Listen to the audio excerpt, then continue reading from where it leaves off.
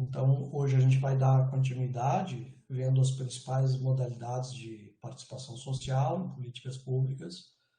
E hoje, então, temos o estudo, iniciando o estudo sobre os orçamentos participativos. Eu vou falar algumas coisas, assim, de forma introdutória, e a Meli, que ficou de apresentar o texto, ela fará isso, mas me informou que, por questões de doença na família, ela vai, enfim, entrar na sala aqui um pouquinho atrasada, né? Mas sem problemas. Então, quando ela entrar, aí a gente pode programar a apresentação do texto que ela vai fazer, tratando de algumas coisas importantes. Então, eu acho que como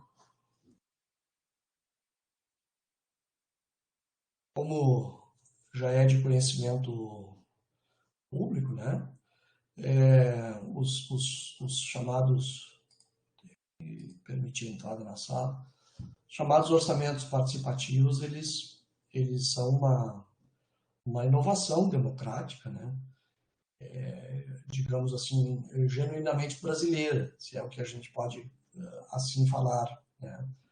Mas de fato, isso não é nenhum exagero, ao contrário, porque esse tipo de inovação democrática, ele, a partir do caso, inclusive, bastante conhecido e mundialmente conhecido, né?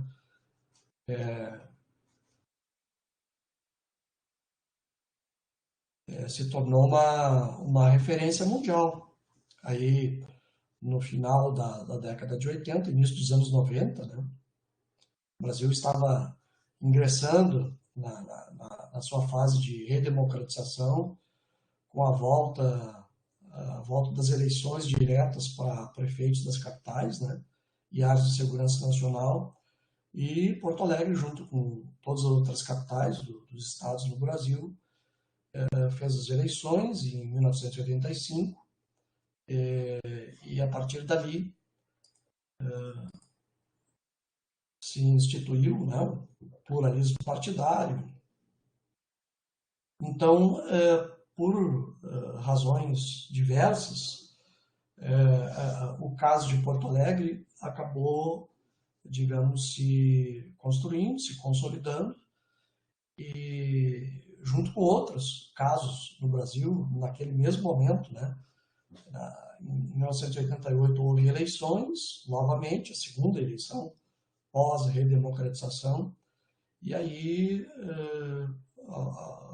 digamos assim, coalizões de alguns partidos emergentes, né, no Brasil, com vínculos com movimentos sociais, ganharam essas eleições, inclusive em São Paulo, né, que foi uma maior megalópole da América Latina, né? América Latina não, porque o Estado do México é maior, mas na América do Sul. E, enfim, ali iniciou uma experimentação democrática por meio do que veio a se convencionar chamar de orçamento participativo. É uma história muito rica, né? Existe muito material, muitos estudos acadêmicos publicados sobre isso, reconstruindo essa história e, ao mesmo tempo, analisando-a e, enfim, né? Percebendo as suas características fundamentais. Mas o fato é que, progressivamente, né, a partir do caso de Porto Alegre, o Brasil começou a adotar os orçamentos participativos. Né? É importante dizer que não é... Professor, Não? a Milene, eu acho que ela está com o microfone aberto, eu não estou conseguindo te ouvir direito. Desculpa! Uhum. Tá bom. Às vezes dá interferência, mas tudo bem.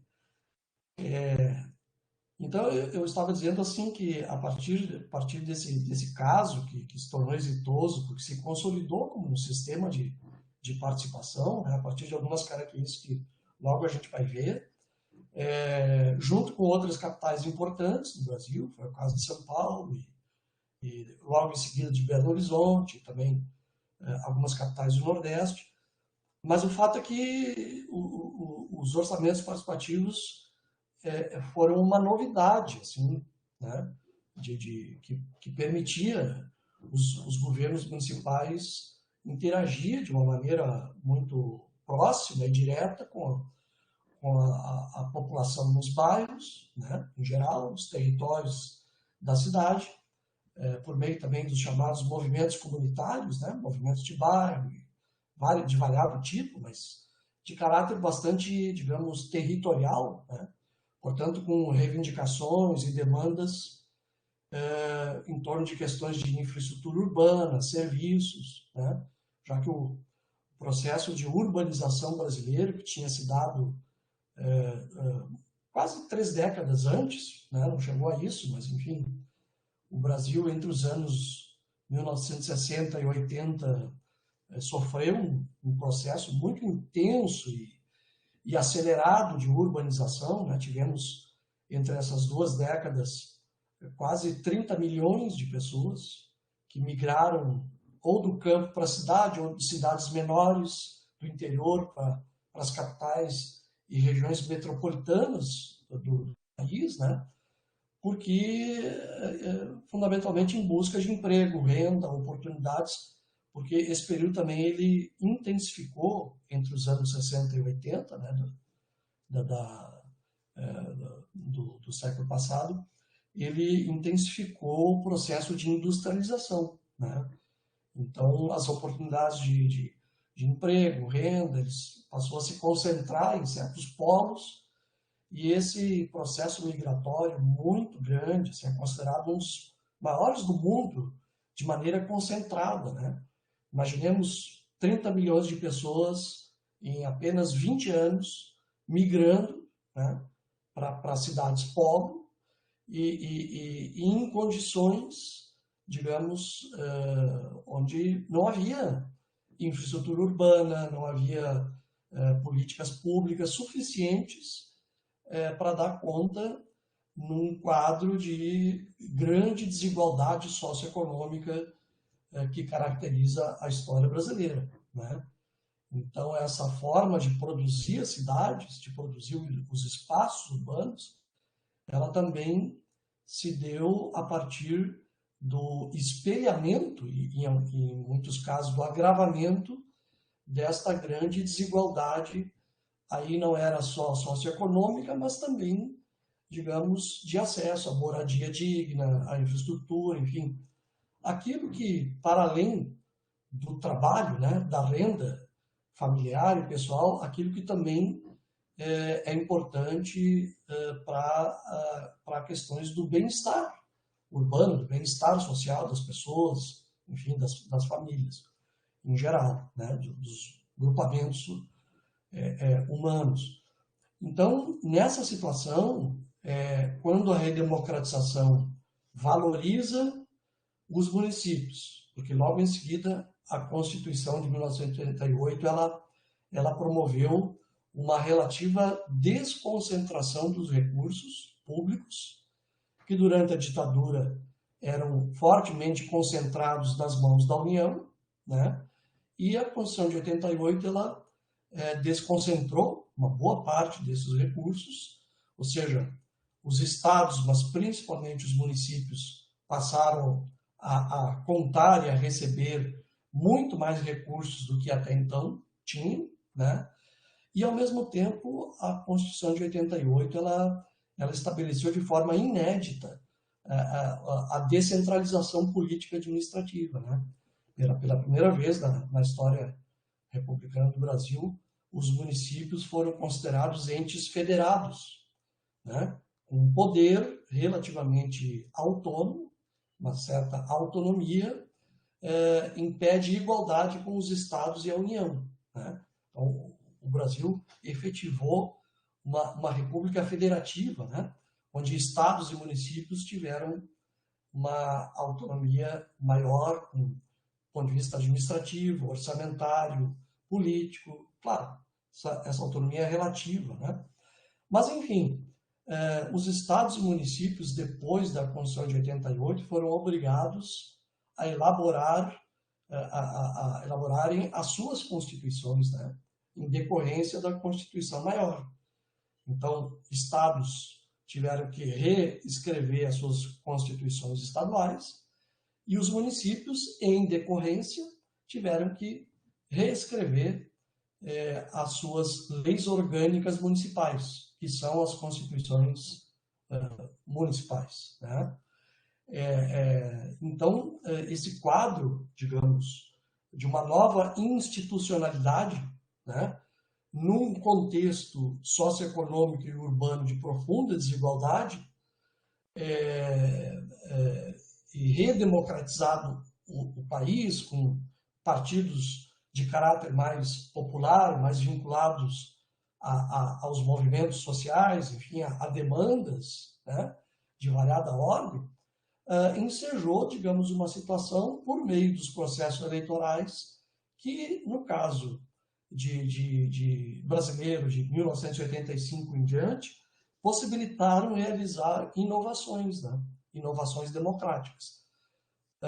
Não de forma assim totalmente absoluta, porque já existia, mesmo lá na década de 70, né, em plena ditadura, algumas experiências boas e interessantes, claro, limitadas por esse contexto autoritário, né?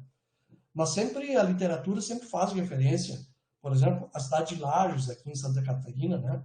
Que é ali vizinha até daqueles campos de cima da serra, aqui do Rio Grande do Sul, teve, né, uma experiência de participação comunitária boa, municípios de Boa Esperança, em Espírito Santo, também Vila Velha, em Espírito Santo, tinha tido, nesse período autoritário, assim, administrações municipais que realizaram a gestão pública a partir da incorporação de setores comunitários, enfim, práticas mais participativas. Então, isso já existia, né?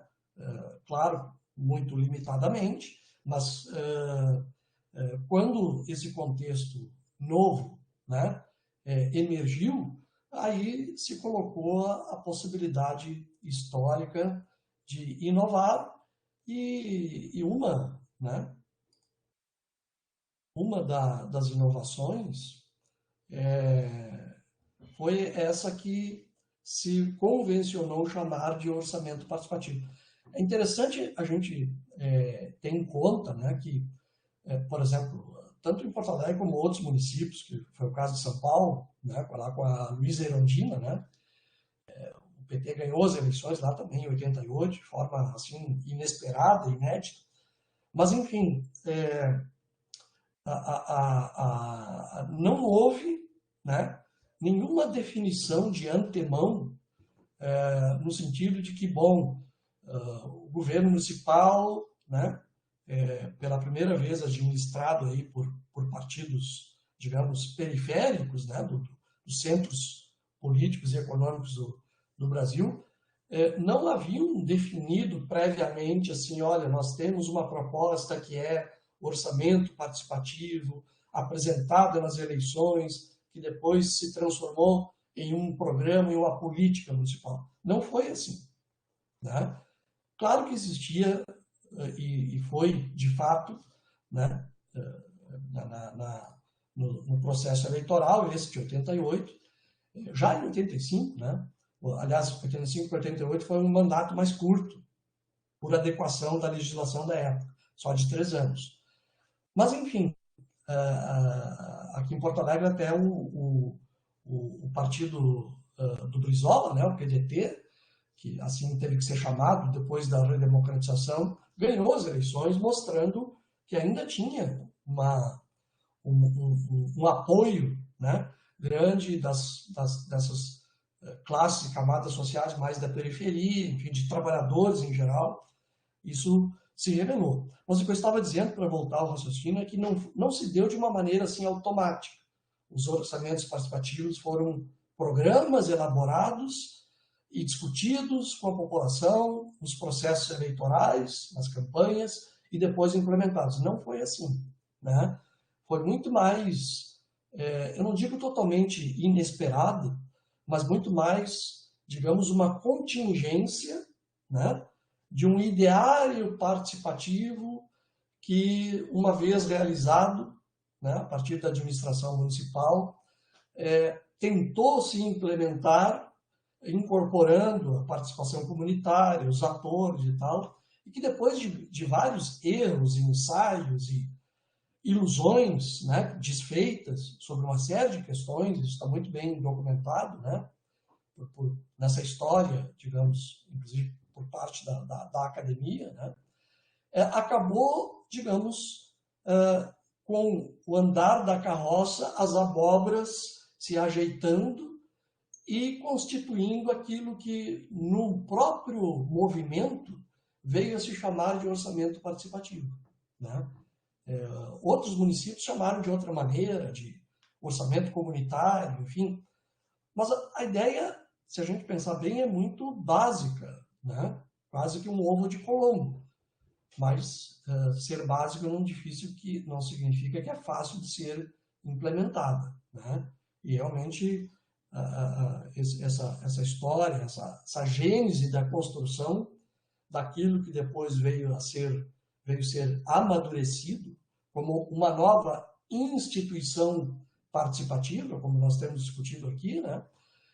Foi a partir de ensaio e erro e algumas variáveis, né, que se mostraram, no caso de Porto Alegre, positivas, de boa resolução, elas contribuíram para, digamos, construir essa arquitetura do orçamento participativo, esse desenho institucional do orçamento participativo que veio a se constituir como tal, né? Aí, ou seja, um conjunto de regras, nós temos sempre chamado a atenção disso, né? Uma instituição participativa, ela tem que supor regras do jogo. Isso diz respeito à ideia do desenho institucional. Então, regras de participação, no caso do AP, e regras de distribuição dos recursos, né? Porque um dos critérios para a gente poder atribuir a existência real de um orçamento participativo, vamos ver os outros depois, um dos critérios é essa questão, digamos, de que os recursos públicos, que são regularmente, ou do ponto de vista formal, legal, estabelecidos pelo orçamento, né? É uma lei, é uma legislação que faz esta normatização do orçamento público, né? Quer dizer, isso diz respeito a recursos escassos, né? Quer dizer, justamente porque os recursos são escassos, recursos que são arrecadados anualmente e, digamos, efetivados a sua despesa, o seu gasto também anualmente, eles são limitados, são escassos, né? E isso se agiganta quando a gente está diante de grandes carências, não só para o desenvolvimento urbano, socio-urbano, enfim, desenvolvimento dos municípios, das cidades, mas também para, de certa maneira, enfrentar aquela desigualdade que eu falei anteriormente, a desigualdade de acesso à cidade, enfim, toda uma série de questões que diz respeito à estrutura social, né, das cidades, e isso é muito maior, né, quando nós estamos tratando de metrópoles, de grandes cidades com mais de 1 milhão de habitantes, né, como é o caso de Porto Alegre. Então, é exatamente por essa situação de recursos escassos que também se coloca, digamos, um dos motes que serviu para construir as regras do que veio a se chamar de orçamento participativo. Ou seja, bom, o que priorizar, né? Quer dizer, o município escolhe dentro dos limites da legislação, priorizar o que em termos de, não só de serviços, né? Claro, há todo um regramento que é permanente no país, né? Em termos de gastos, enfim, para a manutenção dos serviços, para o custeio do custeio, digamos assim, da estrutura administrativa pública, né? Por exemplo, questão do pagamento, da massa salarial dos servidores públicos, e também um terceiro item, né? Então, servidores, custeio dos serviços, né? Ou seja, o município ele tem que prestar serviços não só diz respeito à questão urbana, né? Iluminação, limpeza, mas também aquilo que diz respeito às políticas que ele é mais responsável. A questão da saúde pública no Brasil, né? Os municípios são os executores principais da política pública de saúde, né? Educação fundamental, quer dizer, transporte, claro que não presta diretamente o serviço de transporte, mas, enfim, são questões que requerem a manutenção permanente da prestação desses serviços públicos. E um terceiro item, que é a questão de novos investimentos, né? Quer dizer, obras, ou então compra de maquinário, que são necessários, né? Então, isso constitui, digamos, a dimensão da despesa pública que tem que estar prevista nos orçamentos, né? Primeiro no plano plurianual, depois na lei de diretrizes orçamentárias, que é para 2 anos, e depois a própria lei orçamentária, que é aprovada no ano anterior para ser executada no ano seguinte, no ano posterior, né? Por outro lado, quer dizer, as receitas, né? Muito importante isso, são compostas, no caso brasileiro, uma boa parte ela vem de impostos federais, que são distribuídos para os entes federados, né? União, estados e municípios, e outra parte federais e estaduais, né? Uma grande fonte de receita, por exemplo, a repartição do ICMS, que é o Imposto de Circulação de Mercadorias, que são impostos estaduais, né? Uma outra parte são tributos, impostos e taxas, enfim, municipais, né? O principal deles é o IPTU, que é o Imposto Predial Territorial Urbano, que todos quase todos, não são todos, né? Porque tem faixas de propriedades individuais, propriedades privadas, né? Casas, prédios, enfim, apartamentos, tudo que é propriedade imobiliária paga anualmente o IPTU, além de outros tributos e taxas, por exemplo, a venda de imóveis e tal. É isso. Então, a partir dessas condições, digamos, históricas, né, por um lado, redemocratização, com pluralismo partidário que não existia durante a ditadura civil-militar, né? Desconcentração dos recursos, embora já na década de 90, logo, quase em seguida, houve uma reconcentração dos recursos em função da lei de responsabilidade fiscal, né? Mas, enfim, redemocratização, pluralismo partidário,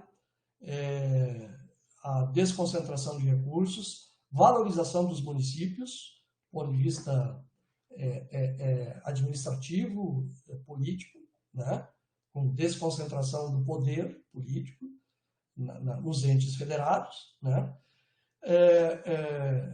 E esse quadro, digamos, num contexto de muitas necessidades e carências acumuladas em função daquele processo de urbanização acelerada, sem reformas estruturais, tanto no campo das relações de trabalho, né, como também em políticas redistributivas, tudo isso criou uma situação, de certa forma, que está presente na gênese dos orçamentos participativos, né? Então, a partir dessa situação, digamos, de implementar uma gestão pública, né, com um caráter participativo, que também se deu par e passo com os conselhos de políticas públicas, como nós vimos na semana passada.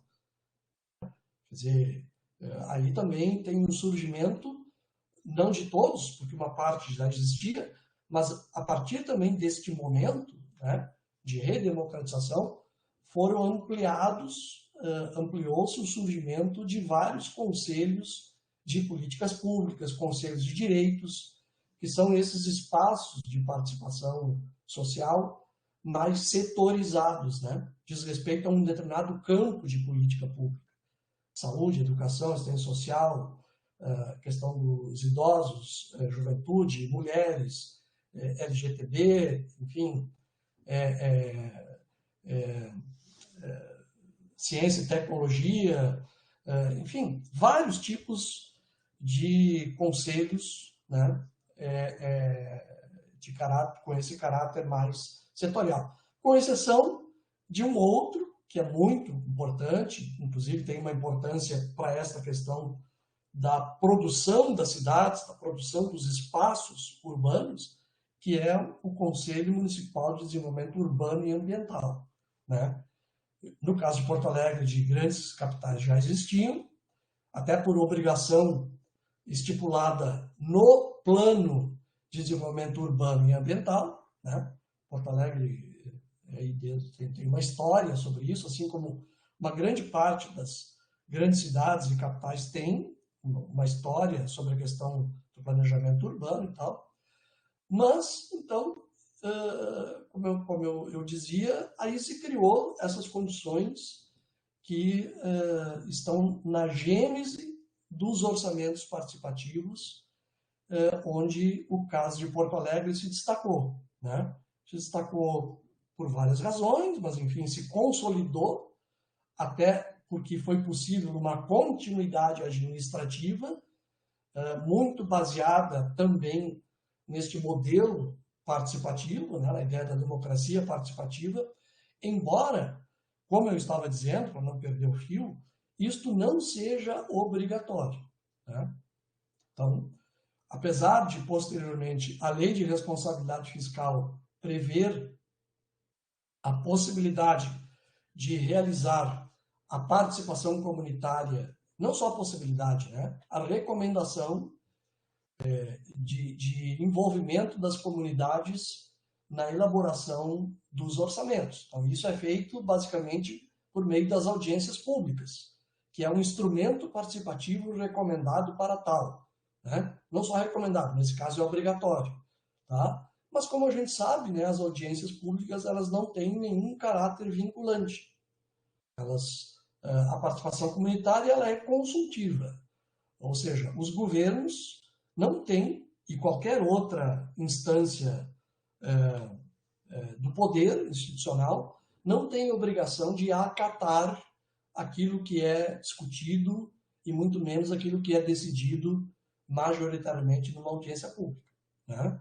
Então, apesar disso estar previsto na Lei de Responsabilidade Fiscal, na própria legislação orçamentária brasileira, né? Quer dizer, não obriga. Por exemplo, o caso de Porto Alegre, apesar do OAP, como a gente simplifica o orçamento participativo, né? Apesar de existir aí há 30 anos, com toda uma história e tal, agora muito enfraquecido, mas enfim, apesar dessa existência real e durante um período muito intensa, né? Nunca foi criada uma legislação própria para isso, porque os principais atores, inclusive os atores participantes desse processo, os movimentos comunitários, movimentos sociais em geral, várias formas de associativismo, entenderam, juntamente com o governo que implantou o orçamento participativo, que não era interessante, não era bom, né? Ou seja, houve uma avaliação que, se fosse discutida uma legislação na Câmara de Vereadores, provavelmente o resultado não seria o fortalecimento do orçamento participativo, mas ao contrário, uma tentativa de certa maneira, dominar e domesticar este poder comunitário, na medida em que, de alguma maneira, algumas práticas tradicionais que eram realizadas por vereadores, por uma parte dos vereadores, né, a gente não pode generalizar, a partir de relações clientelistas, de barganha entre legislativo e executivo. Quer dizer, não há dúvida que o surgimento do orçamento participativo ele colocou um certo bloqueio deste tipo de poder mais assentado em práticas clientelistas. Então, não se achou que seria interessante. Agora, outros municípios no Brasil aprovaram legislação, né, obrigando o orçamento participativo e tal. O que, em última instância, parece não adiantar muita coisa. Tá? Depois nós vamos ver também, por exemplo, quando os OPs se expandiram para o mundo, e é muito impressionante isso, né? Quer dizer, hoje, os orçamentos participativos, segundo os atlas mundiais dos orçamentos participativos, um deles foi publicado no ano passado, né? Existem alguns países que aprovaram uma legislação obrigando os municípios a realizar os orçamentos participativos. É o caso do Peru e da República Dominicana na América Latina, né?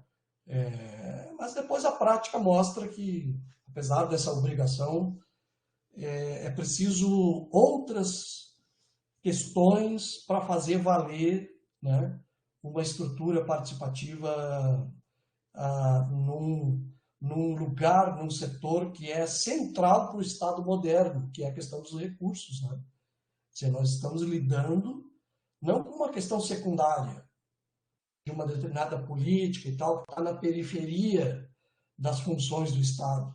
Quer dizer, o orçamento público, desde o surgimento dos seus primórdios, lá nos anos 1200 e pouco, segundo a história na Inglaterra, né? Uma iniciativa de setores um pouco mais liberais para limitar o poder de tributar dos reis e da monarquia, né? Isso veio se estabelecendo ao longo dos séculos e tal, até que surgiu, né, o chamado orçamento do Estado moderno, ou seja, uma perspectiva mesmo de revolução burguesa, onde os orçamentos, digamos, adotam a ideia de que, bom, só é possível tributar e gastar aquilo que está previamente estabelecido por uma lei. Isso delimita o poder discricionário de tributar ao bel prazer das monarquias absolutistas, enfim, dos reis, toda aquela estrutura, digamos, das sociedades tradicionais, né? Então, o orçamento participativo ele lida com uma questão central do Estado moderno, que são os recursos públicos. São aqueles recursos que são extraídos da sociedade em geral, por meio de impostos, tributos, toda uma política tributária, né? E, por outro lado, é por meio do orçamento que se determina uma boa parte, não toda, uma boa parte daquilo que o Estado deve fazer, né? O Estado como representante, em tese, do público, de todos, em tese. A gente sabe que na prática não é assim, né? Então, por lidar com uma questão central, que é a disputa sobre recursos escassos, os orçamentos participativos, quando são implementados com certas características para valer, é algo que mexe com os poderes estabelecidos, né? Isso é muito óbvio, digamos assim. Diferente, claro, com toda a importância que tem, não vamos aqui retirar a importância, dos conselhos setoriais, onde está em jogo também recursos, mas políticas setoriais, tal, que são importantes, são relevantes. A gente pode lembrar aqui algo que nós estamos ainda vivendo, né? Enfrentamento da pandemia da Covid, né? Quer dizer, requer uma mobilização extraordinária de recursos para enfrentar essa situação extraordinária. E aí a gente viu que no mundo, até hoje, temos uma situação que é uma situação, digamos, nada equânime, né? Que diz respeito a essa questão das assimetrias e desigualdades que existem entre os países do ponto de vista internacional. Bom, mas então, gente, eu estava falando, e retomo aqui, o fato de que nós estamos tratando de uma modalidade de participação social que ela tem essas características, ou seja, não é obrigatória, a não ser em alguns casos muito específicos de municípios e alguns países do mundo, né? No caso brasileiro não é. A única obrigação de fazer audiências públicas, né? Que é algo muito superficial. Não que não seja importante, é sempre melhor ter do que não ter, mas ela não tem poder de influência, né?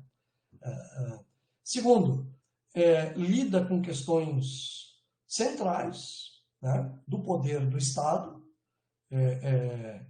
e diz respeito a essas questões, digamos, de políticas redistributivas. Podem ser redistributivas, né?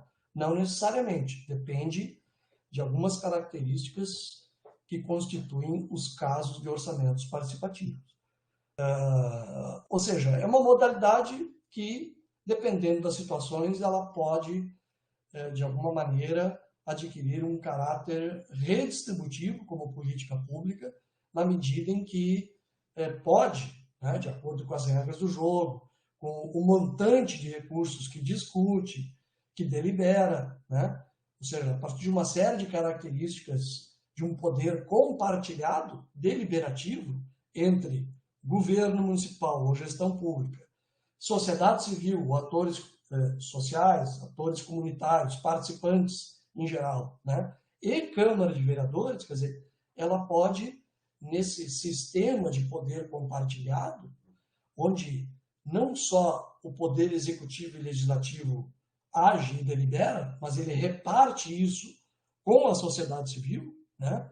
Ele pode adquirir algumas características redistributivas ao eleger como prioridades, né, realizar obras, investir, enfim, em territórios, bairros, vilas e tal, que historicamente estão colocadas como periferia do processo de produção dos espaços citadinos ou urbanos, né? E também depende de quais prioridades são escolhidas, né? Em Porto Alegre houve muita, se a gente pegar a história das áreas priorizadas na discussão do orçamento participativo, a gente percebe que investimentos, por exemplo, em saneamento básico, pavimentação de vias, pavimentação de ruas e vias de bairros e vilas periféricas, né, destituídas de infraestrutura, regularização fundiária e moradia, ou seja, política habitacional, né? E políticas de saúde e educação são historicamente os setores mais priorizados, mostrando, de certa forma, que por meio deste processo participativo, né, é possível, de alguma maneira, influenciar o perfil dos investimentos, digamos, fazendo com que eles possam ser carreados, né, para setores sociais e espaciais, né, que, digamos, não têm ou sejam muito pouco servidos da infraestrutura urbana e dos serviços que determinam, em grande parte, essa questão do bem-estar urbano, né, como uma condição básica e fundamental da cidadania nas cidades, né?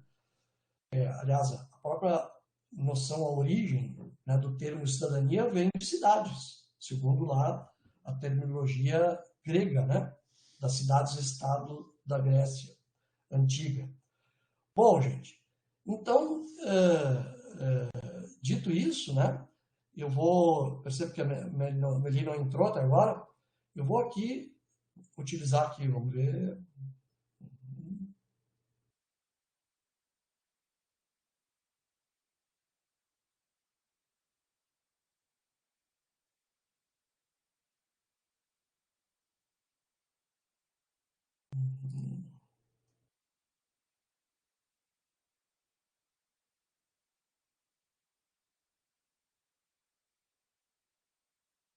Pergunto, por favor, se vocês estão vendo na tela. Não é slide, tá? Alguém pode me informar, por favor? Estamos vendo, estou vendo. Tá. Sim. Ok. Vamos ver aqui.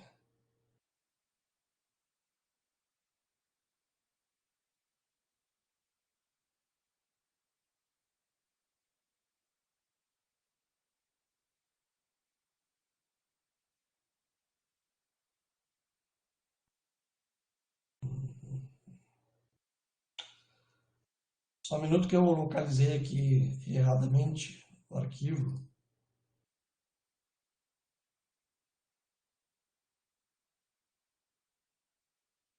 Uhum.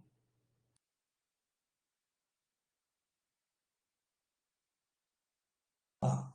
Bom, pessoal, então é o seguinte, a partir do final lá da década de 80, início dos anos 90, né, com alguns municípios no Brasil, entre os quais Porto Alegre, consolidando essa modalidade de participação, os orçamentos participativos passaram a se ampliar, né? Primeiro no Brasil, na década aí dos anos 90, depois em alguns países da América Latina aqui, né?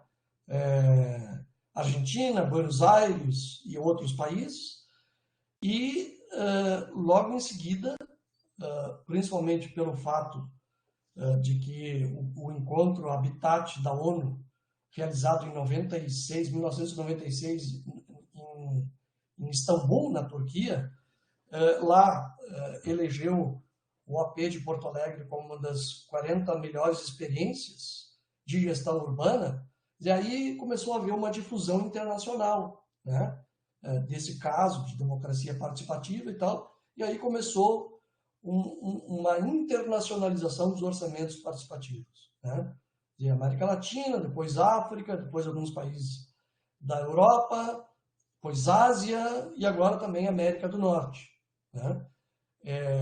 Isso está relatado e ele é contemplado nos atlas mundiais, no Atlas Mundial dos Orçamentos Participativos. Eu creio ter colocado na pasta Google Drive. As últimas edições foram de 2019 e agora, o ano passado, lançado de 2020 e 2021. Foi lançado em Portugal, é o país europeu que mais adota os orçamentos participativos, mas, enfim, eles organizaram, inclusive apoiados pelo Banco Mundial, né, que também adotou e recomenda os orçamentos participativos. Aí uma questão até de discussão internacional, porque existem versões diferentes dos orçamentos participativos, né? É óbvio que não dá para compreender os OPs como a partir de um modelo único, né? Não é isso. E isso também nos diz que, bom, se por um lado não se pode supor modelos únicos, por outro lado, quais são as características que identificam os diferentes tipos de OPs, e aí vem até o texto, esse indicado do Yves Saint-Omer, né, o colega esse que é lá da Paris 8, que trabalhou nos OPs da Europa e contribuiu com esse artigo aí, teve aqui em Porto Alegre várias vezes, tal, trabalhamos juntos, enfim, classificando os tipos e tal para poder entender melhor. Mas, enfim, eu estava dizendo que hoje os OPs estão disseminados mundialmente, né?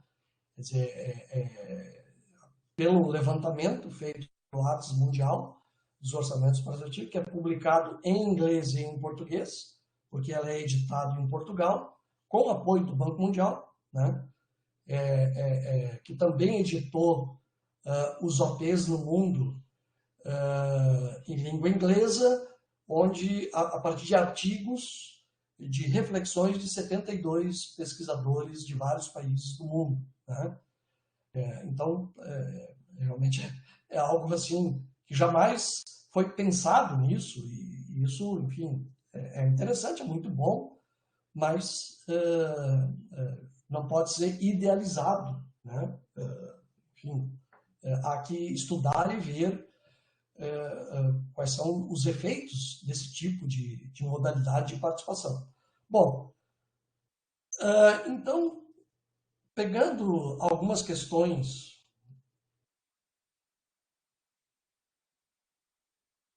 sobre os orçamentos participativos, o IVE propõe aqui alguns critérios mínimos para classificar os APs, né?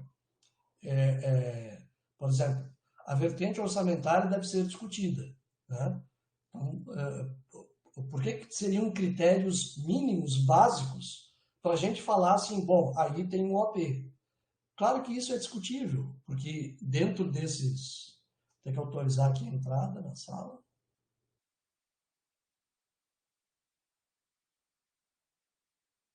Se é isso que está aparecendo, muito ruim. Não sei se melhorou um pouco agora, pessoal.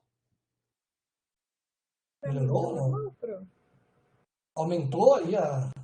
Eu estou conseguindo ler normal, está aparecendo uma fonte bem... Parece um número 14, por aí. Está bem fácil de ler. Tá, ok, obrigado. Então é o seguinte, dentro desses cerca de 7 mil casos que existiria hoje no mundo, segundo o Atlas Mundial, né, os casos são bem distintos entre si, né? Quer dizer, existe uma diferença muito grande entre os tipos de OPs e também é questionável que uma boa parte desses sejam OPs com razoável nível de discussão do orçamento e de definição e de deliberação sobre eles, né? Então, enfim, a gente tem que levar em conta isso. Bom, mas então, a primeira característica para a gente poder identificar seria essa questão de que não bastaria discutir só uma partezinha do orçamento, né? Quer dizer, a matriz orçamentária vertente teria que estar em discussão.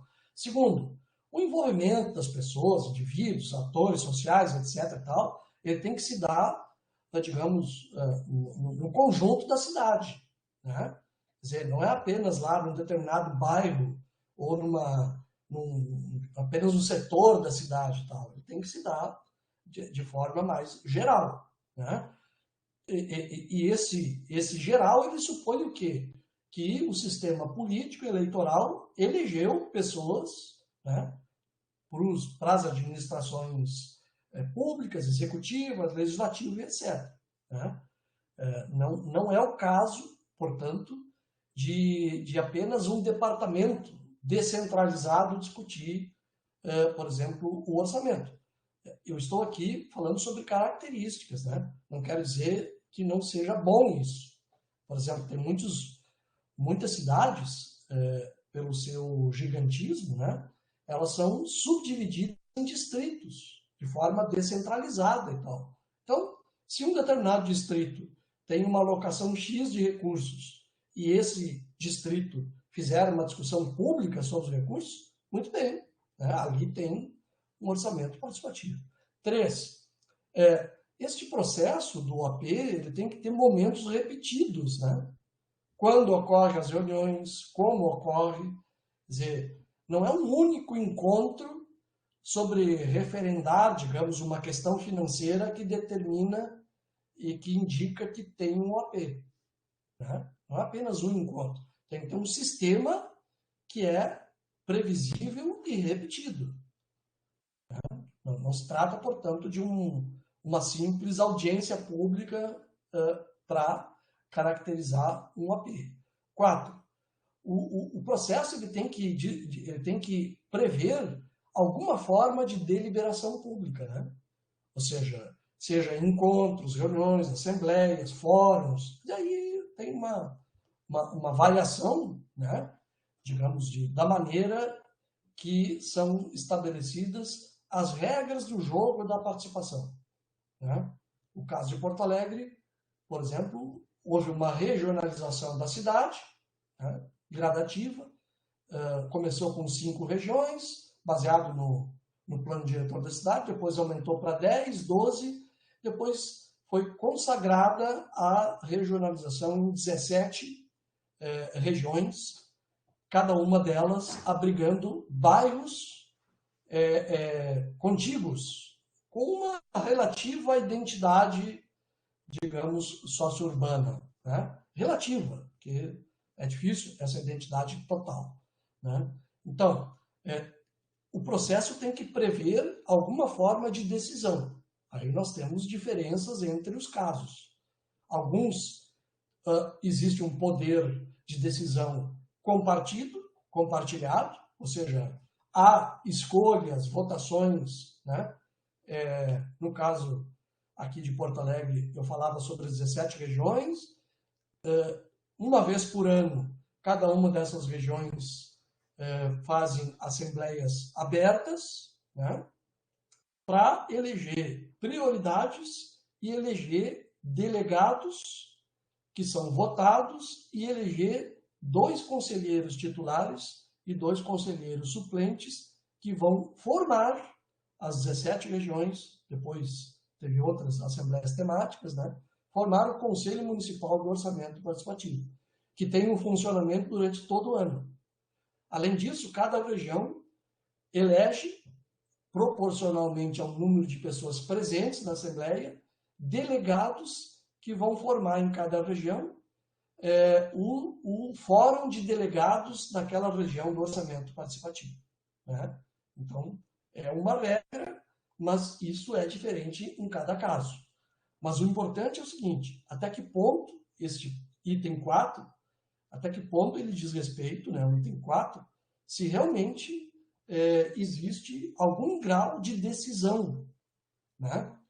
Decisão, digamos, pública, comunitária, sobre prioridades orçamentárias.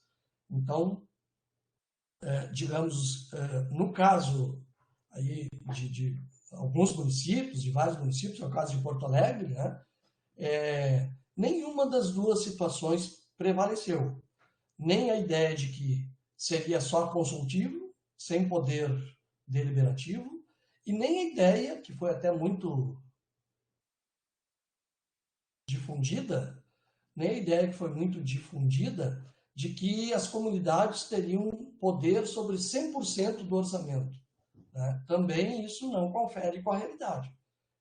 Também foi muito difundido isso, digamos, criando um certo mito sobre o AP de Porto Alegre e tal, mais para fins de narrativa, de reprodução político-partidário e tal, mas o real, né, a prática real, mostra que se trata, ou se tratou, né, hoje não é mais assim, mas enfim, de uma forma de cogestão, ou seja, de compartilhamento de poder entre o poder executivo, a gestão, né, administrativa e as comunidades, onde, por um lado, as comunidades elegem prioridade, por meio das chamadas demandas comunitárias, mediante um cálculo que é feito com uma média ponderada para escolher as 3 prioridades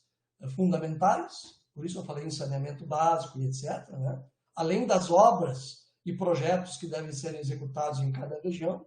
Por outro lado, por meio das chamadas demandas institucionais, o governo apresentava quais projetos institucionais de caráter geral para a cidade ou de caráter para uma grande região, né, que deveria ser executado. Então, são 2 tipos de projetos e esta parte, digamos, da gestão, do poder executivo, ela aponta, né, ou diz, ou apresenta aqueles projetos que não são direcionados só para uma região específica, mas eles têm uma importância, digamos, para o conjunto da cidade. Vou dar um exemplo. A reforma do mercado público, que foi aprovada pelo Orçamento Participativo em 1991, né? Que redundou lá naquele novo telhado do mercado, tal, questão elétrica, encanamento, etc., tudo que foi investido no mercado público. Aquilo tem uma importância para toda a cidade. Uma estação de bombeamento e tratamento e tal de água, ela tem importância para toda a cidade, né? E assim vai, por aí vai, muitos projetos. uma grande via urbana, como a perimetral, tal, tem importância para toda a cidade. Então, é dever do governo apresentar isso, defender por que é importante, por que é justo, por que é necessário. E o interessante é que isso pode ser feito, e uma grande parte foi, né, como exercício de transparência. Ou seja, e também como um certo incentivo para que a participação seja uma certa escola de cidadania. Né? Quer dizer, que as pessoas têm a oportunidade de discutir não só a carência, sua carência, que é legítima, mas também uma visão mais global da cidade. Né? A ideia de cidadão, ela também está, digamos, vinculada à ideia de direitos, né? Não existe cidadania sem a consciência de direitos, de deveres também, mas também é essa visão, digamos, que ultrapassa a esfera do particular, do individual. Bom, então, o quinto seria, digamos, a ideia de que, bom, esse sistema tem que ter algum grau de prestação de contas. É aquilo que a gente falando de accountability, né? Ou seja, prestação de contas, transparência, avaliação dos resultados. Ou seja, a ideia de que no ano seguinte, a execução orçamentária, quando se repete a reunião, a assembleia, né, numa determinada região da cidade, o governo municipal tem que prestar contas do que foi feito, o que não foi feito, por quê, quais as razões, por escrito, além da presença daqueles que são os maiores responsáveis, o prefeito, os secretários, enfim, tem que, como se diz, dar a cara a tapa para que a prestação de contas seja não só pública, mas em público.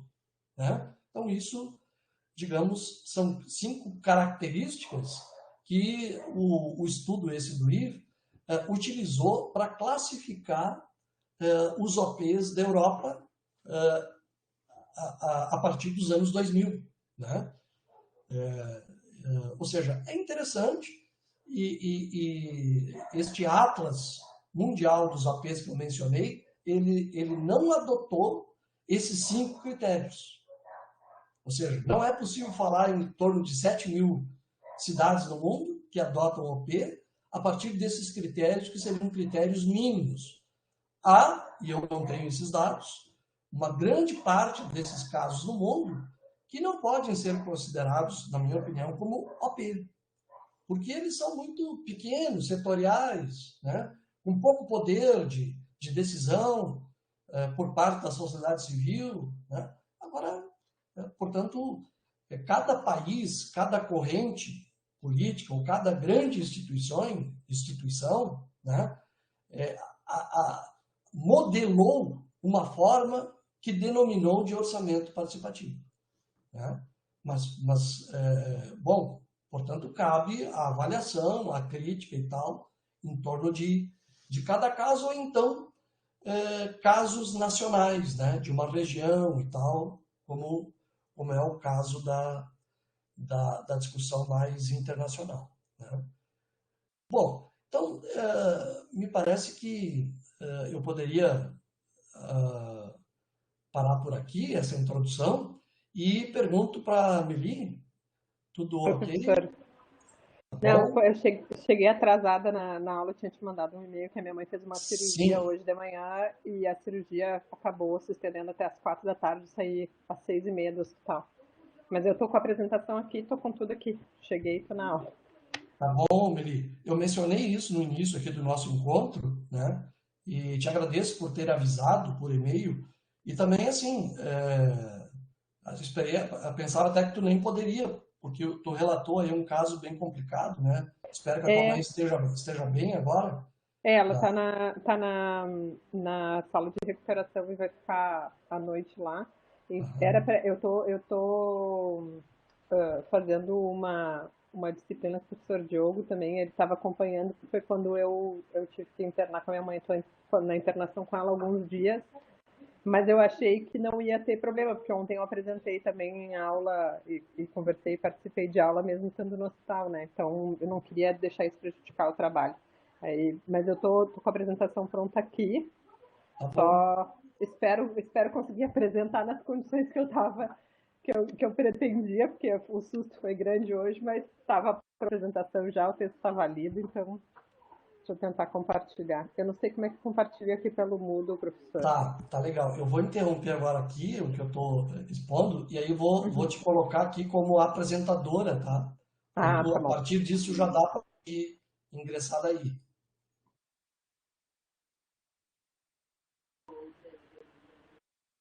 Tornar apresentadora, tá? Deve aparecer daqui um pouquinho aí a forma de ingressar com a apresentação. Deixa eu ver. Ferramentas. Deixa eu ver aqui.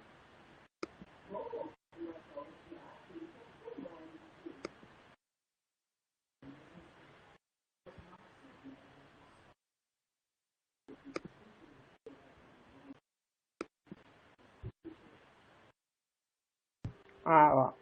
Tá aparecendo a minha tela para vocês? Agora está entrando. Deixa eu carregar aqui.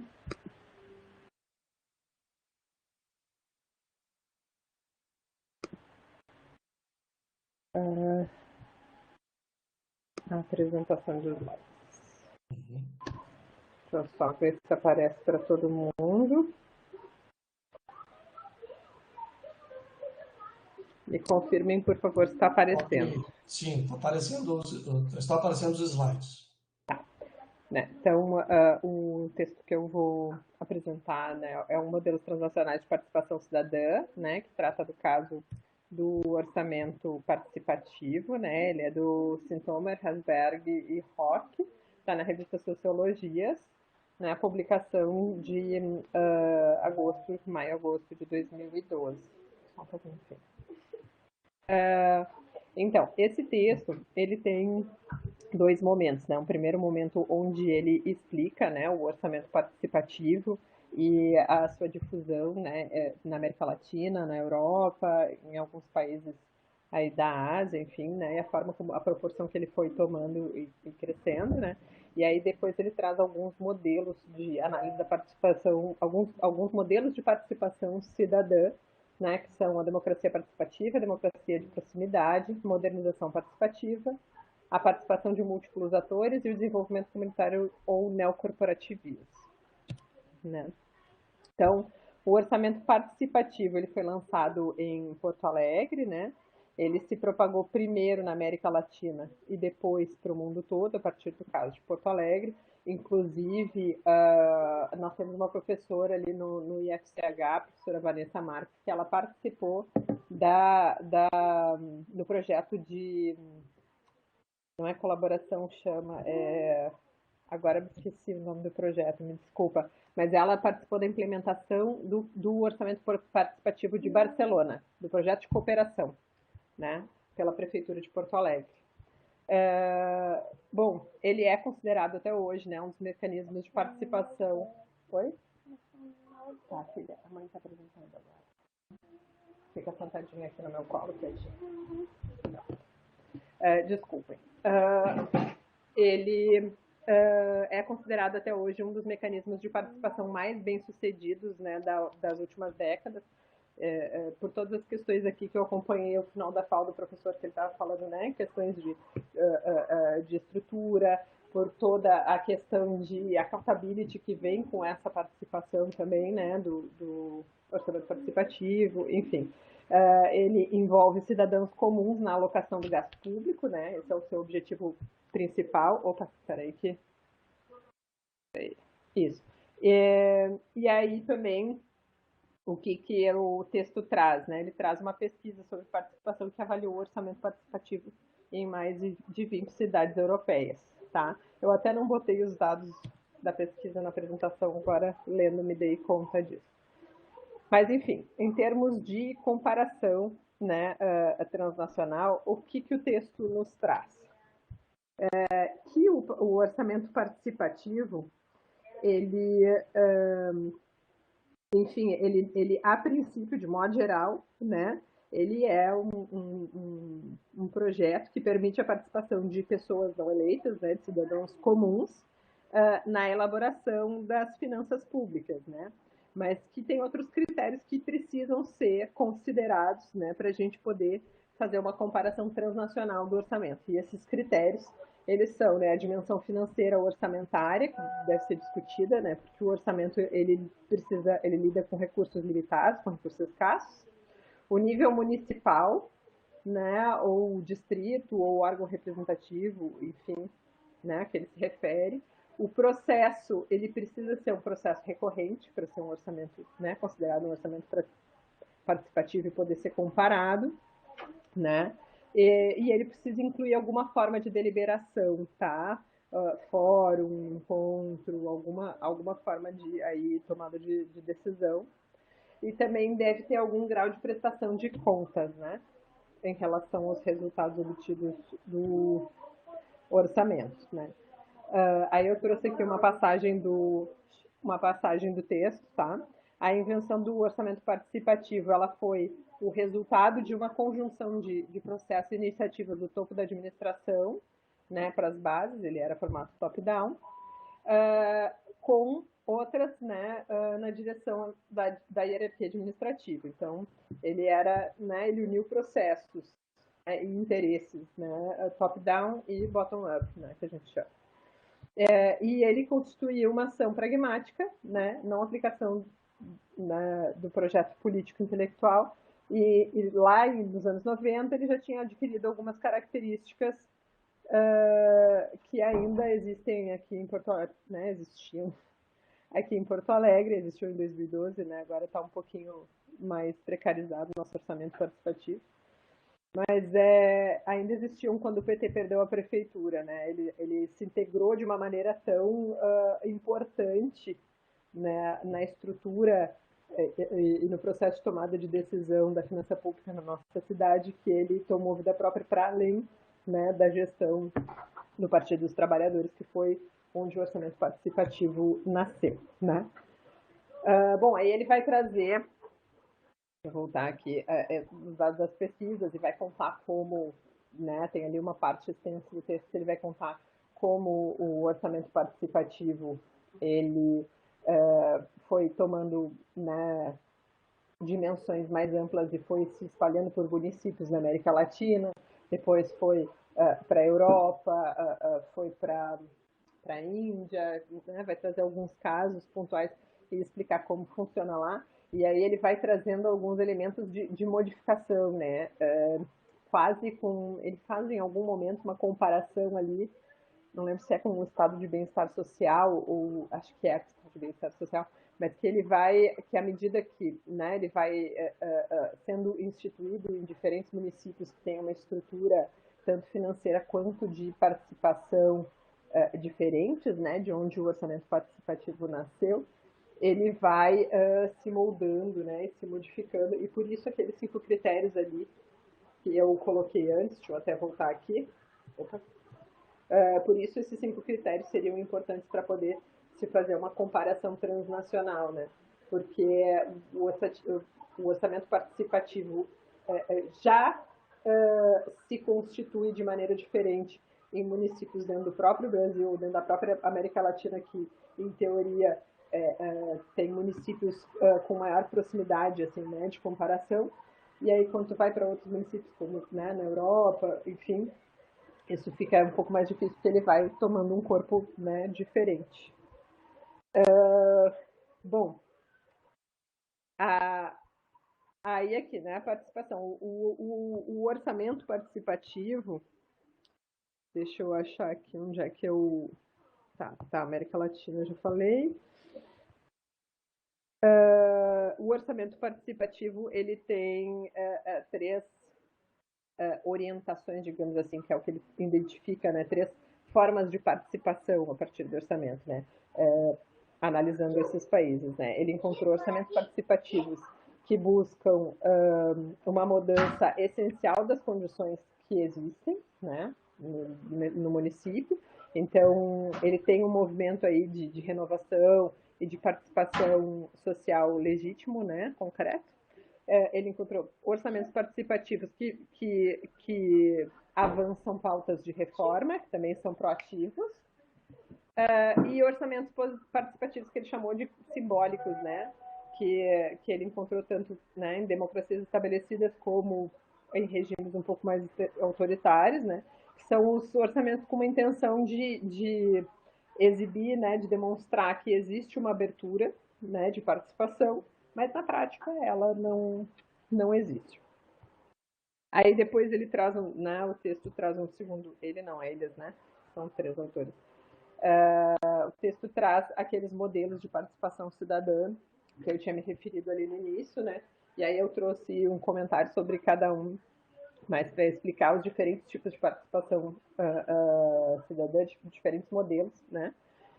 Então, a democracia participativa teria, né, contaria com o surgimento de um quarto poder, ou seja, os participantes eles teriam um poder decisório diferente dos poderes, né, dos poderes que já se constituem, né, legislativo, executivo e judiciário, né? Eles seriam, entre aspas, um poder de, ele construiria um quarto poder de tomada de decisão, né? Esse seria o modelo de democracia participativa. Aí o que ele chama de democracia de proximidade, né? Que seria a questão de proximidade tanto geográfica quanto de comunicação entre cidadãos, gestores e autoridades locais. A participação no contexto de modernização participativa, né? Que está relacionado com as novas estratégias de gestão, né, e de modernização do Estado para ampliar a eficiência, legitimidade, até accountability, enfim, tá?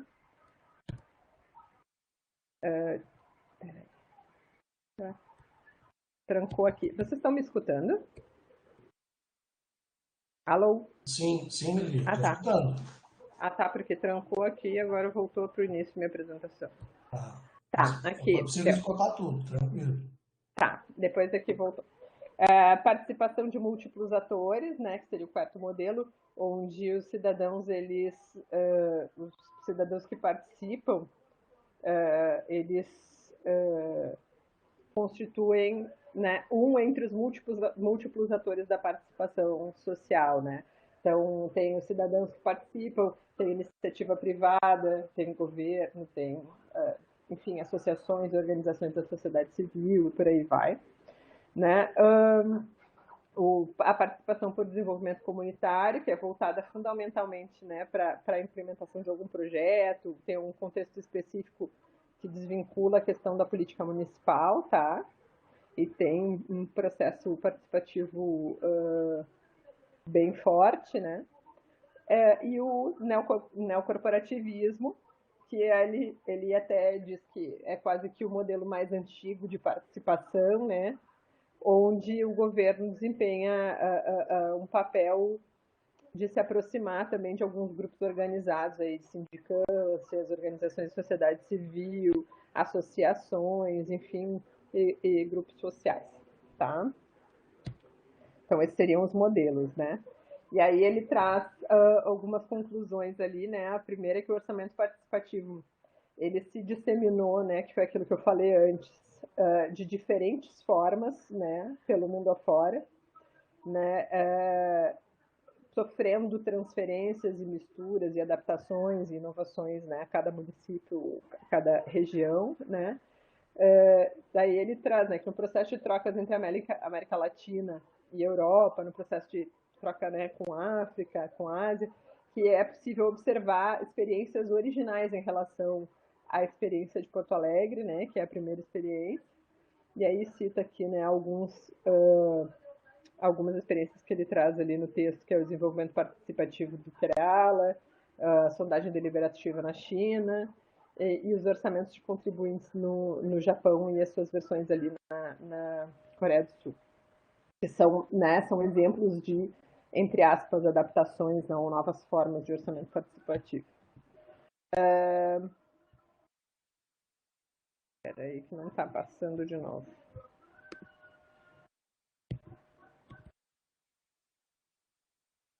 Espera aí. Deu. E aí ele traz também uma questão lá nas conclusões que eu achei bem importante, né? Que ele, né, frisa bastante a questão das diferenças desses modelos de participação cidadã, esses 6 modelos que eu trouxe, né, e da influência que esses modelos têm pelas tradições, né, de participação política e pelas tradições democráticas, né, que a gente tem dentro dos municípios, na estrutura de sociedade, enfim, né. Mas ele coloca que o orçamento participativo, ele não é em si, né, um modelo de participação cidadã, ele é um exemplo, né, de aplicação dessa participação, mas ele não está limitado, né, a uma tipologia, ele não é um tipo de participação, né? Ele é como se fosse um produto, né, dos modelos de participação, né, o orçamento participativo. E é isso.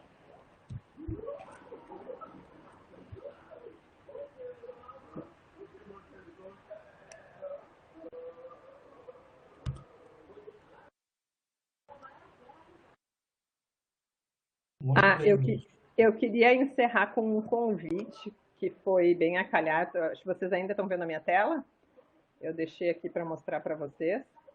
A gente tem um evento lá no... Eu venho das políticas públicas lá do IFCH, né? E por coincidência, nós temos um evento, estamos tendo uma série de lives aí dos 50 anos de IFCH, e amanhã tem uma live, né, que é das atividades do ciclo de palestras sobre democracia, coordenado ali pelo professor Alfredo, que é um debate sobre os desafios da participação política no contexto que a gente vive hoje, tá? Então, ele é... deixa eu ver aqui, cadê o nome? Ele vai ser um debate com a abordagem do ex-presidente do Sindicato dos Metalúrgicos de São Leopoldo, o Milton Villari. Vai acontecer às 14 horas. Vai ser transmitido no canal do Grupo de Processos Participativos na Gestão Pública, tá? No YouTube. Tem aqui o link, eu posso botar ali no chat da aula, né? E aí ele vai falar justamente sobre isso, né? Sobre os desafios que a gente enfrenta hoje, né? No contexto de participação política, né?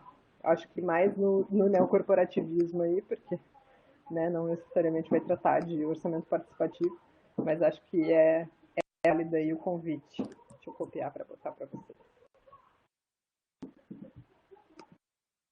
E parar compartilhar. Pronto. Ok, obrigado, Meli. Pois é isso, é um texto, um artigo, em meio a tantos e tantos, é realmente uma extensa bibliografia. Eu estou me referindo à produção acadêmica mesmo, né? E acho que é um texto interessante porque ele serve um pouco para sair do ufanismo e da possível mitificação e dar um pouco mais uma característica mais realista, assim, sobre esta internacionalização, essa expansão dos orçamentos participativos, né? É um fato muito interessante que mostra, digamos, o quanto o sul global, né, nessa relação aí da questão internacional, do sistema mundo, o quanto o sul global tem apresentado inovações democráticas, né, que inclusive até no primeiro momento, surpreendentemente, acabam sendo adotadas como referências para continentes e regiões do mundo que teriam democracias consolidadas e tal, mas vem essa perspectiva da democracia participativa como um veio, um marco interessante, né? Claro, se a gente pegar cada um desses modelos e tal, aí a gente, digamos,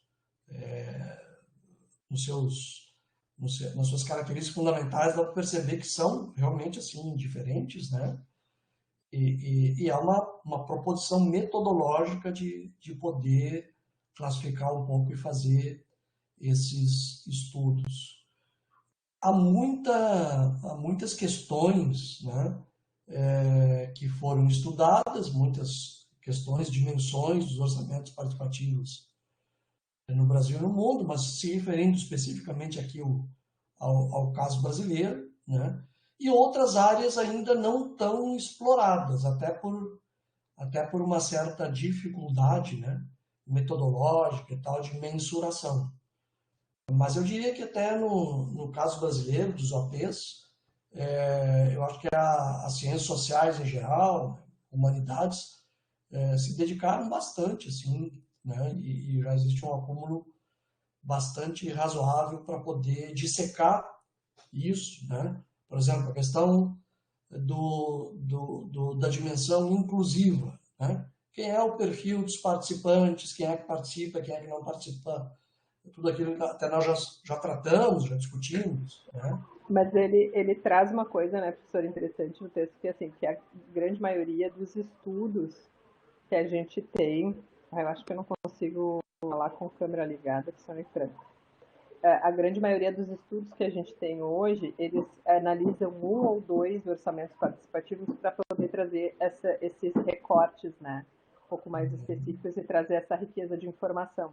E ali o que ele tentou fazer foi ampliar, né, categorizar da forma metodologicamente viável, para poder ampliar e trazer orçamentos de municípios de diferentes países, para poder trazer uma visão um pouco mais ampla, e que daí foi onde, né, veio essa questão aí de poder olhar para o orçamento participativo como um objeto da participação e não como um modelo de participação per se, né? Poder olhar tipo, a ação de diferentes modelos de participação a partir do orçamento participativo em países, né, em contextos diferentes, enfim. Sim, exatamente. Uma contribuição boa e não fácil de fazer, porque é um exercício metodológico de estudar os casos, agregar eles por certas características e propor uma classificação, né? Então, daí o mérito e por isso a escolha desse texto, para não ficar só num caso específico, que poderiam ser selecionados, também é interessante, né? Um caso que inova nos OPs, por exemplo, é muito a realidade de Portugal. Eles é um dos países que mais adotou orçamentos participativos para a juventude, principalmente nas escolas, né? Foi uma política nacional do governo português. Então, interessante, sem dúvida, né? Outras inovações, outros casos e tal. Mas eu acho que também é importante, no pouco tempo que nós temos, trazer esses textos, esses estudos que são mais gerais e classificatórios, né? Para entender um pouco essa multiplicidade de casos, enfim, como processos de participação, demonstrando a inexistência de modelo único. Agora, claro que aí também se coloca essa questão, né? Bom, se não existe modelo único, quais as características que nós poderíamos reconhecer para interpretar, por exemplo, os casos de orçamentos participativos numa perspectiva de reforma urbana, por exemplo, que para o caso brasileiro é muito interessante, né? Já que nós temos um padrão de urbanização, de produção das cidades que tem essa característica de refletir e, ao mesmo tempo, ser causa das profundas desigualdades socio-urbanas, né? Que caracterizam o modelo da rede urbana brasileira. Então, até que ponto, por exemplo, orçamentos participativos podem ser instrumentos, formas, canais de não só impulsionar a ideia da gestão democrática das cidades, que é uma bandeira histórica do Movimento Nacional da Reforma Urbana, contemplado no Estatuto das Cidades, que é oriundo lá da Constituição de 88, em 2001, né?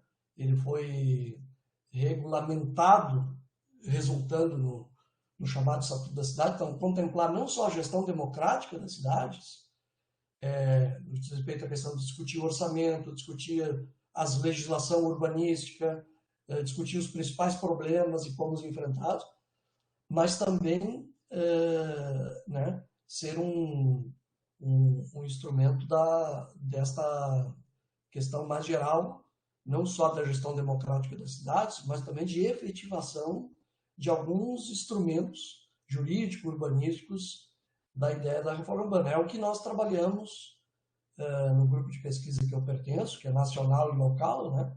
O Observatório das Metrópoles. Os OPs são adotados, assim como os conselhos de políticas públicas, né? Juntamente com a discussão e a questão dos planos diretores de desenvolvimento urbano e ambiental, eles são relevantes na história brasileira nesta perspectiva da reforma urbana e do direito à cidade, já que, né, o Brasil é cada vez mais urbano e, enfim, né, tem uma aceleração desse processo que se dá a partir de uma característica da estrutura social das metrópoles profundamente desigual, não só a partir da realidade do mercado de trabalho, né? Salário, renda, ocupação, etc., mas também no que diz respeito a essa questão da ausência de acesso à infraestrutura e políticas urbanas e serviços públicos em geral que estão relacionados com a questão do bem-estar urbano, né? Quer dizer, não se constrói um projeto de desenvolvimento nacional em países que são fortemente urbanos sem contemplar uma reforma urbana que seja capaz, digamos, de estipular certos critérios, né, de equidade, bem-estar urbano. Isso significa o quê, né? Transporte público, moradia digna, acesso à infraestrutura como saneamento, né? Saneamento básico, acesso a áreas verdes como praças, parques, enfim, um conjunto de políticas que são de responsabilidade dos municípios, mas que, por um lado, são possíveis de serem viabilizadas nas cidades, nos municípios, mas, em certa medida, não, né? Não pode achar, por exemplo, que a questão do direito à habitação, né, que é previsto na nossa Constituição, ele será totalmente resolvido por uma política local, né?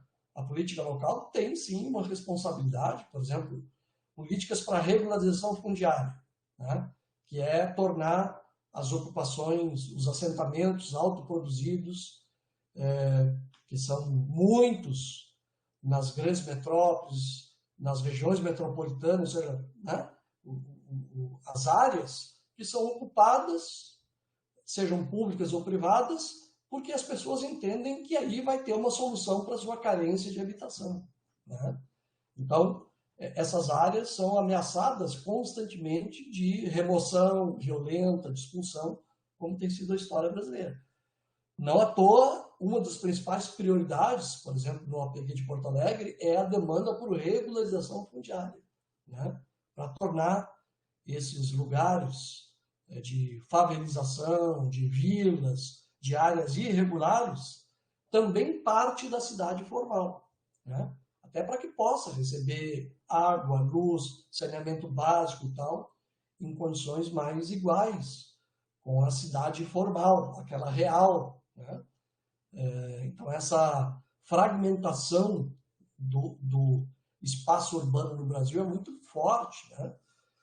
E a gente vê o quanto isso está associado com uma série de situações de ocupações de áreas com áreas de risco, né? Inundações, que agora são desmoronamentos, são cada vez maiores, até em função das mudanças climáticas, né? A questão da violência urbana, né? A questão dos poderes paralelos que se estabelecem, ou seja, uma série de questões que passam por políticas urbanas. E a gente trabalha no Observatório das Metrópoles muito a partir desse enfoque, né? O enfoque da participação social em políticas públicas, né?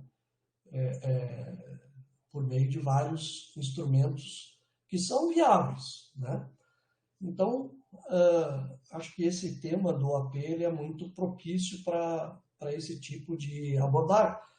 Não deixa de ser um pouco surpreendente até onde chegou, né? Uma coisa que iniciou, enfim, em poucos lugares aqui do Brasil e tal, e foi se viabilizando, consolidando e tal, e se tornou, digamos, uma forma que viajou o mundo, se estabeleceu e tal.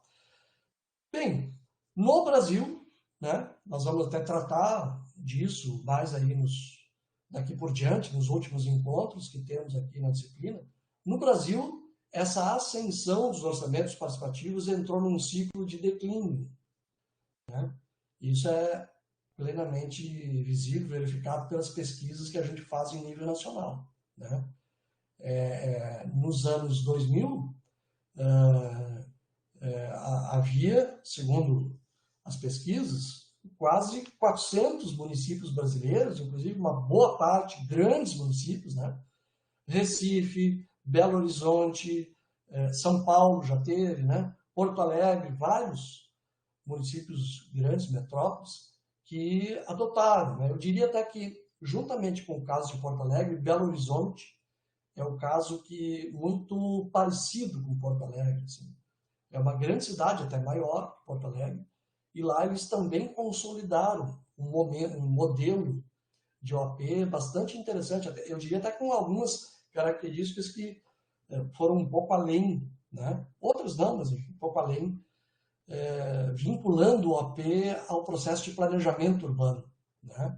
Com critérios de carência e tal. Porto Alegre também adotou critérios para a distribuição dos recursos muito baseados numa metodologia de carência, né? Carência de estrutura, carência de serviço, ou seja, exatamente para ter um efeito redistributivo, né? Ou seja, aquela ideia de recursos escassos, então quem deve receber prioritariamente? Aquelas áreas mais carentes. Isso é uma medida redistributiva, né? Possível, importante, perseguindo essas questões né, de igualdade de condições e bem-estar urbano, que, aliás, fez parte da própria gênese aqui do OAP em Porto Alegre, né?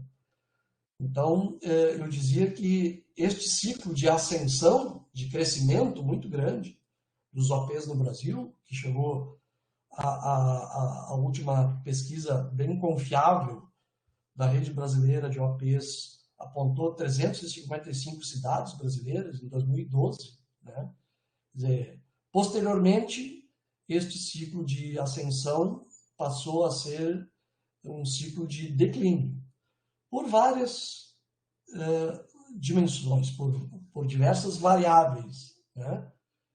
Que a gente vai ter mais oportunidade de trabalhar sobre isso. Mas o fato é que hoje, no Brasil, né, paradoxalmente a esta internacionalização, a esse crescimento mundial, paradoxalmente, no Brasil, o que a gente vê nos últimos 10 anos é um declínio dos casos de orçamentos participativos nos municípios brasileiros, né? Isso até está abordado neste último Atlas Mundial dos OPs que foi publicado no ano passado, né? E até nós vamos tratar sobre isso a partir de um texto que nós fizemos e que foi publicado nesse livro dos 30 anos dos OPs no mundo, abordando esse caso de declínio desta modalidade no Brasil e também em Porto Alegre, né? Então, isso é um tema importante porque lida com essas questões das variáveis da participação, né? Quer dizer, não é só a variável legal, são outras variáveis que estão sempre em jogo aí, lembrando aquela abordagem do Charles Tilley, né, sobre democratização e desdemocratização. O caso do Brasil, e em especial de Porto Alegre, é tipicamente um caso de desdemocratização, ou seja, a ideia de que há uma perda democrática, há um retrocesso democrático, mas não a partir de um fechamento total, né? Digamos, de um abandono total, como aconteceu com muitos municípios, né? Troca de gestão por eleições, por várias outras características e tal, e pum, encerra aquela experiência, né? Nos casos em que há uma forte legitimidade, uma forte vinculação com a rede social, né? Com os movimentos sociais, comunitários e tal, que dizem que a experiência dos OPs são muito reconhecidas, né? O custo para o abandono e o encerramento, o custo político é muito elevado. Então, se trata muito mais de um enfraquecimento, né? Um processo, digamos, de esvaziamento, de desdemocratização, né? Mas, ao mesmo tempo, de manutenção ali da aparência do OP e tal, sem poder, sem força, né? Mas, ao mesmo tempo, há uma certa obrigação de manutenção, porque o custo político para o seu encerramento, né, é elevado. No caso de Porto Alegre, seria elevado até do ponto de vista internacional, na medida em que o Banco Mundial esteve aqui, estudou, né? Em 2008 até participei da equipe aí, indicada pela gestão como professor da URGS e pesquisador, né, desse estudo que nós fizemos sobre o OP, os seus avanços, os seus limites e tal. Então, o custo político internacional, né, na medida em que até instituições, digamos que têm um perfil de intervenção que não é um perfil, digamos, ideológico, mais identificado com um programa, né, de esquerda, etc. Quer dizer, se até instituições como o Banco Mundial, o próprio Banco Interamericano de Desenvolvimento, o BID, né, adotou também o orçamento participativo, tive a oportunidade até de participar do encontro, apresentando o caso de Porto Alegre, lá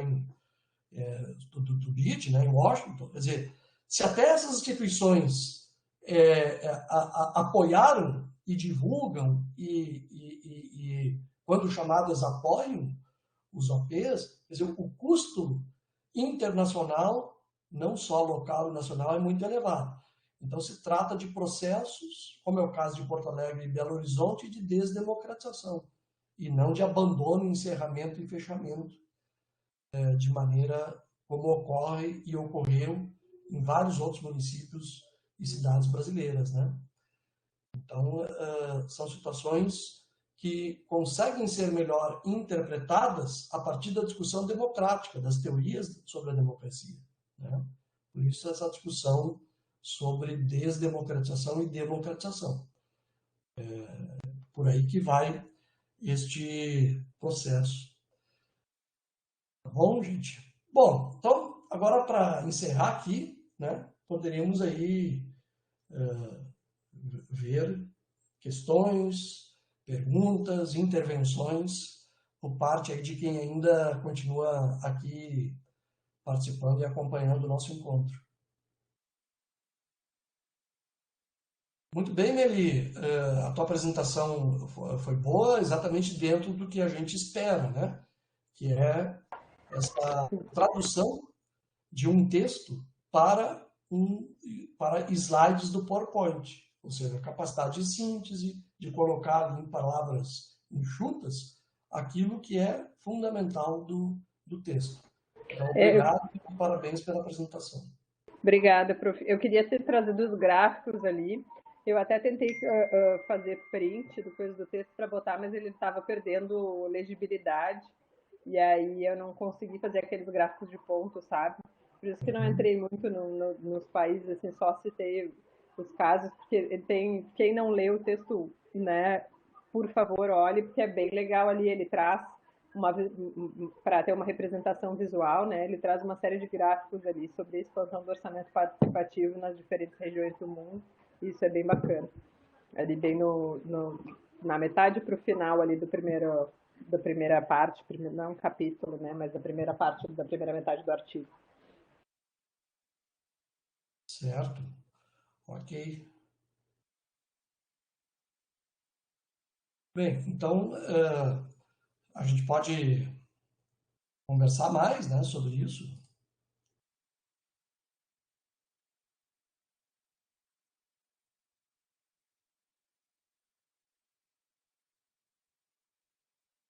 Ok, gente. Então, tá bom. Se não houver questões, perguntas e tal, tem materiais, né, que tanto na pasta como de produção acadêmica sobre os casos de OAP no Brasil, assim como tem das outras modalidades, né? Conselhos, conferências, algo que nós vamos continuar vendo aqui. Então, deixa eu ver aqui, próximo encontro. Professor, só para te perguntar, está confirmada a minha apresentação no dia 4/5? Desculpe quem falou, não consegui escutar. Helena, Oi, Helena. a minha apresentação do dia 4/5 está confirmada? Deixa eu ver aqui. Sim. Está confirmado, dia 4/5. Tá bom, obrigada. Tá? E eu ver aqui, então, ainda seminários. Dia hoje, 6/4.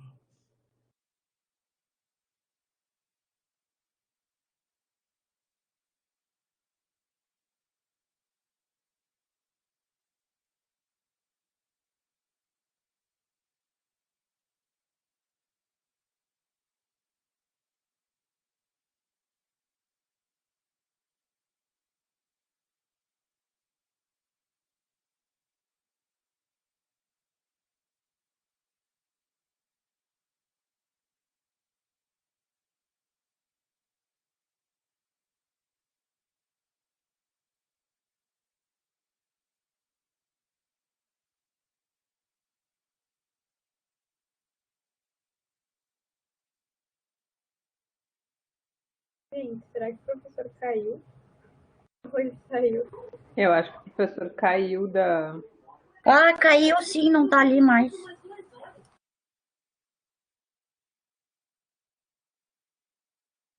Ô, Meli, a tua apresentação não era para semana que vem? Tá uma semana adiantado?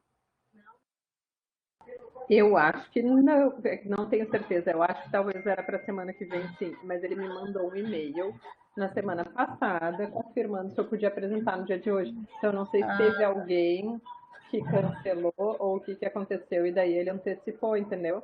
Mas aí Não, eu porque tive no uma semana. cronograma tava 6/4 orçamento participativo e daí os textos para semana que vem. Talvez ele tá deixado um para cada semana, então. Agora fiquei preocupada se o meu vai ser dia 20 ou 27. Ah, pois é. Mas é bom ver com ele, nem que seja por e-mail, porque o meu foi É. antecipado, porque se não me engano era para ser no dia 13/4, né? É que tá, tem o teu aqui e a Luísa, que não tá confirmada. Talvez a Luísa entre dia 13, então. Talvez ele tenha invertido minha com ela, porque ela pode ter dito que não conseguiria na data, pode ser isso. Eu perguntei ali, mas ele caiu. Vou ter que mandar uma mensagem. Obrigada.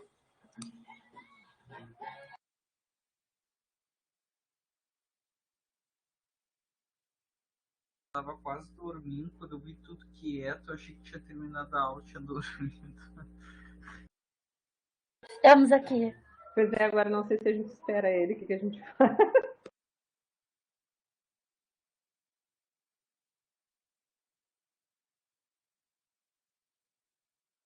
Que ele continua como apresentador, mas aqui nos usuários ele não tá mais.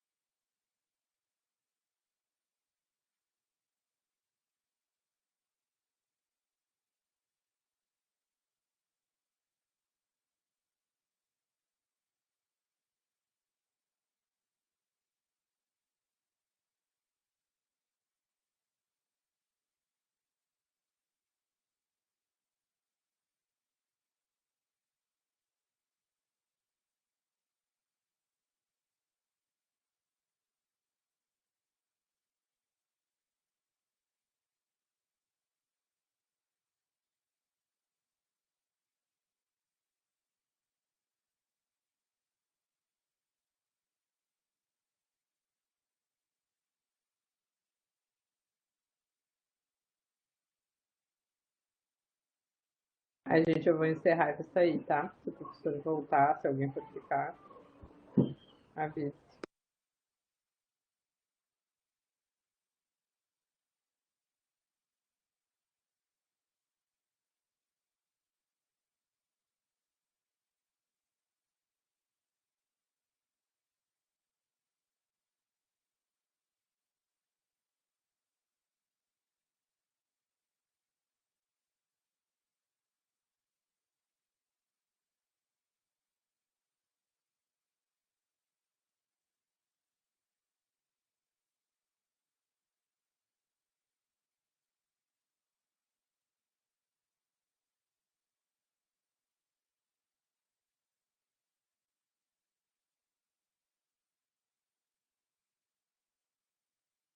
Gente, vou me indo também. Se o professor talvez tá pensando, todo mundo já deve ter saído, então eu vou sair.